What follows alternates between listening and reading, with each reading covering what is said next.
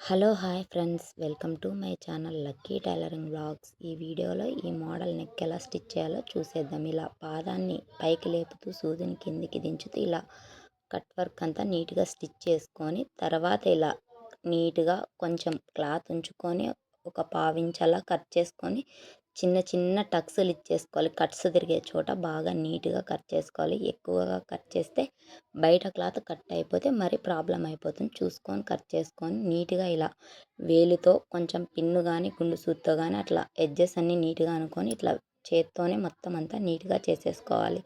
అప్పుడే మనకి ఫినిషింగ్ బాగా వస్తుంది.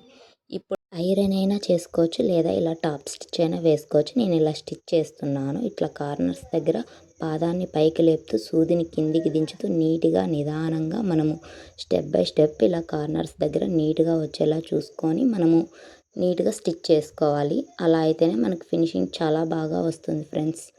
ఇలా ఒకసారి ట్రై చేసి చూడండి ఫ్రెండ్స్, ఫినిషింగ్ చాలా బాగా వస్తుంది. హెమ్మింగ్ లేకోకుండా ఇలా లోడింగ్ పద్ధతిలో కూడా చేసుకోవచ్చు. మెయిన్ ఫ్యాబ్రిక్ బాగా థిక్గా ఉన్నప్పుడు మాత్రమే ఇలా చేయాలి ఫ్రెండ్స్. వీడియో నచ్చితే లైక్ చేసి షేర్ చేసి సబ్స్క్రైబ్ చేసుకోండి ఫ్రెండ్స్.